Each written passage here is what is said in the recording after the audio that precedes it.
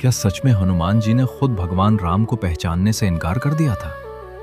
आगे जो हुआ वो चौंका देगा। त्रेता युग का समय था। चारों ओर शांति थी, लेकिन एक भक्त का मन अपने प्रभु के प्रेम में डूबा हुआ था। वो भक्त कोई और नहीं बल्कि हनुमान जी थे, जो एक घने वन में बैठकर गहरी साधना कर रहे थे। उनके हृदय में केवल एक ही नाम गूंज रहा था, श्री राम। उनकी भक्ति इतनी गहरी थी कि उन्हें संसार का कोई होश नहीं था, न दिन का न रात का। उसी समय भगवान राम के मन में एक विचार आया, क्या मेरा भक्त मुझे हर रूप में पहचान सकता है? बस इसी विचार के साथ उन्होंने एक साधारण ब्राह्मण का रूप धारण किया और धीरे धीरे हनुमान जी के पास पहुंचे।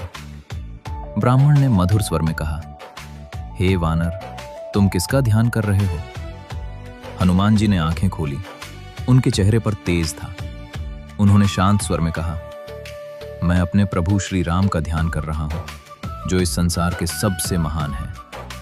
ब्राह्मण मुस्कुराया और बोला, राम, वो तो एक साधारण मनुष्य है, तुम क्यों उनकी इतनी भक्ति करते हो?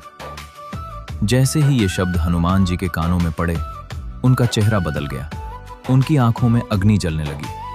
उन्होंने कहा, मेरे प्रभु के बारे में एक भी गलत शब्द मत कहना। लेकिन ब्राह्मण ने फिर कहा, अगर मैं कहूं कि राम में कोई विशेषता नहीं है तो? अब हनुमान जी का धैर्य टूट गया। उन्होंने अपना विशाल रूप धारण कर लिया। धरती कांपने लगी, पेड़ हिलने लगे। हनुमान जी गरजते हुए बोले, तुम्हारी हिम्मत कैसे हुई मेरे प्रभु का अपमान करने की? मैं तुम्हें अभी दंड दूंगा। जैसे ही हनुमान जी आगे बढ़े, वो ब्राह्मण अचानक मुस्कुराने लगा और अगले ही क्षण उसका रूप बदलने लगा। वो कोई साधारण ब्राह्मण नहीं था, वो स्वयं भगवान श्री राम थे। ये देखते ही हनुमान जी स्तब्ध रह गए। उनकी आंखों से आंसू बहने लगे। वो तुरंत प्रभु के चरणों में गिर पड़े। प्रभु, मुझे क्षमा करें, मैं आपको पहचान नहीं पाया। भगवान राम ने उन्हें उठाया और मुस्कुराते हुए कहा, हनुमान, ये एक परीक्षा थी, तुम्हारी भक्ति की परीक्षा। तुमने मेरे अपमान पर क्रोध किया, लेकिन वो क्रोध भी प्रेम से भरा था।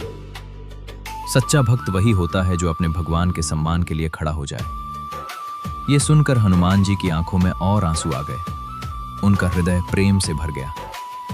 उस दिन के बाद उनकी भक्ति और भी अटूट हो गई और उन्होंने प्रण लिया कि वे हर परिस्थिति में अपने प्रभु के सम्मान की रक्षा करेंगे।